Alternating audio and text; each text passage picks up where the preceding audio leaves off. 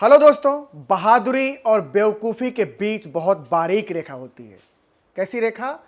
बारीक। फर्ज कीजिए कि चौथे दिन के पहले सत्र में केएल राहुल और ऋषभ पंत ज़्यादा बहादुरी दिखने के चक्कर में कोई बेवकूफ़ी कर जाते तो क्या होता? क्या होता? इंग्लैंड चौथे दिन ही मैच में ना अपनी नकेल कस दिया होता। अभी तो ये मैच ओपन है, इंडिया भी जीत सकती है, इंग्लैंड भी जीत सकती है, बारिश मैच को ड्रॉ भी करा सकती है, कुछ भी हो सकता है। लेकिन चलते हैं चौथे दिन की सुबह। 92 रनों पे गिरता है तीसरा विकेट। कप्तान शुभमन गिल आते ही जाते हैं जी, और वहां से ऋषभ पंत आते हैं, केएल राहुल आते हैं। कई लोगों ने तो बड़ी आलोचना की कि पहले सत्र में 24 ओवर खेल के यार आप लोग बनाए हो सिर्फ 59 रन, तो क्या करते वहां पे? मतलब अननेसेसरी जोखिम लेने जाते और अपना विकेट दान करके आ जाते, और दान करके आते तो फिर क्या होता? देखिए, मतलब इसी मैच का हाल देख लीजिए, इस पारी का हाल देख लीजिए। 287 तक भारत के 3 ही विकेट थे। 287 पे ऋषभ पंत का विकेट जाता है। कितने? 287 पे। और भारत की पारी 73 रन जोड़ के 7 विकेट जी गिर गए। अब जरा स्कोर भी देख लीजिए। करुण नायर आते हैं जी, 20 रन बनाते हैं। शार्दुल 4 रन, और नीचे भाई सिराज, बुमराह और प्रसिद्ध कृष्णा 0-0-0। वो तो जडेजा हैं जो नॉट आउट रह गए 23 रनों पे। क्या होता? फर्ज कीजिए कि आपका स्कोर 150 के आसपास होता, 140 के आसपास होता, 170 के भी आसपास होता, और इसी तरह आपके नीचे के विकेट चले जाते, 77 रन जोड़ के नीचे 7 विकेट चले गए, फिर क्या होता? इंग्लैंड चौथे दिन ही मैच जीत जाता, मैं आपको बता रहा हूं। लेकिन वहां पे भाई केएल राहुल की उस पारी को सलाम, ऋषभ पंत की उस पारी को सलाम, दोनों के शतकों को सलाम, और दोनों ने क्या काबिल इनिंग खेली है भाई। जब गेंद नई थी, नई गेंद थी ना, पहले सत्र में गेंद नई थी, दोनों ने कोई रिस्क नहीं लिया। मतलब शुरू शुरू में ऋषभ पंत ने थोड़ा इधर उधर शॉट्स खेले, लेकिन उन्होंने को पता चल गया कि नहीं, ये पिच थोड़ी स्लो है और गेंद बल्ले पे ठीक से आ नहीं रही है, तो उन्होंने अपना टेम्पो बदल दिया और धैर्य और संयम के साथ सीधे बल्ले से खेलते रहे जब तक कि उनकी सेंचुरी पूरी नहीं हो गई। बढ़िया जबरदस्त पारी, और केएल राहुल यार मतलब धैर्य की मूर्ति बने रहे, धैर्य की मूर्ति। मतलब उन्होंने छका के रख दिया इंग्लिश गेंदबाजों को।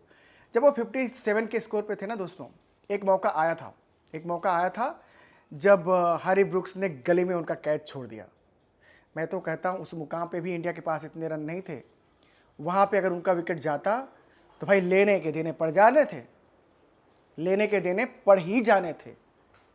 लेकिन केएल राहुल का एक ही वो खराब शॉट था पूरी इनिंग के दौरान। पूरी इनिंग जो उन्होंने खेली है, जो सेंचुरी लगाई है भाई, इसमें बस एक वो शॉट था जो लूज था।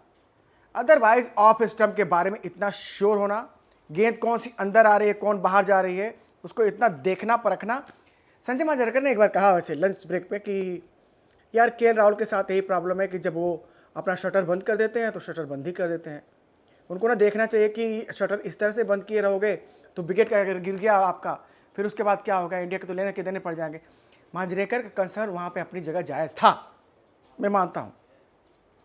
लेकिन ये केएल राहुल थे जो क्रीज पे थे, ये ऋषभ पंत थे जो क्रीज पे थे।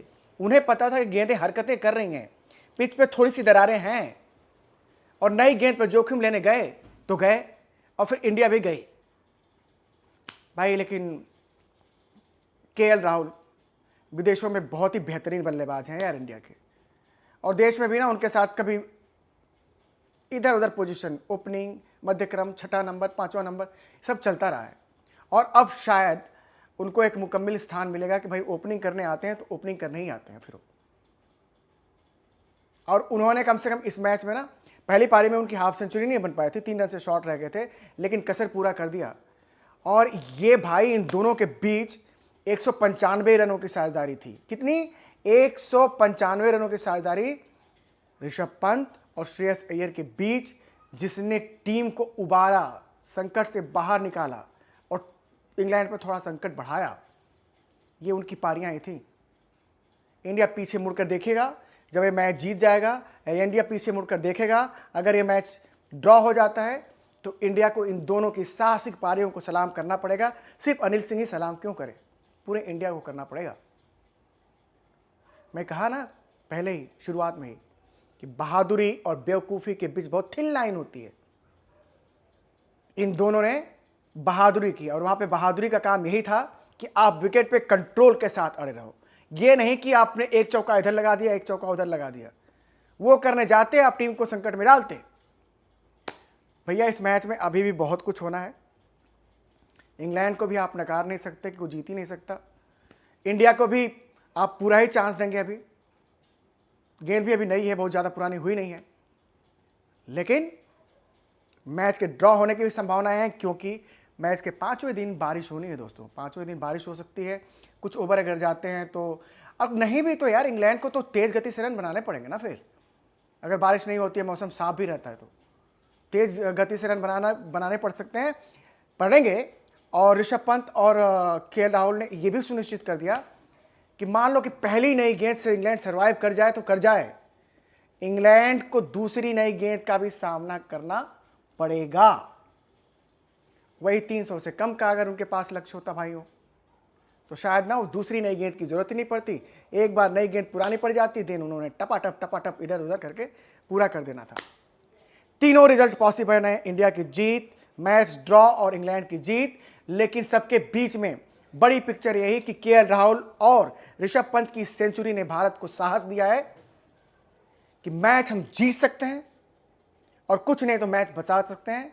इंग्लैंड अगर अविश्वसनीय खेल गया तो खेल गया, अगर बहुत अच्छा खेल गया इंग्लैंड तो भाई वो जीत के हकदार होंगे। वैसे आपको रिकॉर्ड बता दें कि इंडिया ने जब जब आज तक के इतिहास में 350 से ऊपर का लक्ष्य दिया है किसी विरोधी टीम को, तो सिर्फ एक दफ़ा ऐसा हुआ है कि टीम इंडिया हारी है, हर दफ़ा जीत ही मिली है।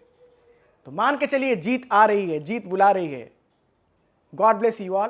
प्लीज़ चैनल को सब्सक्राइब भी करते चलना दोस्तों, प्लीज़ थोड़ा सपोर्ट कीजिए। सी यू, बाय बाय।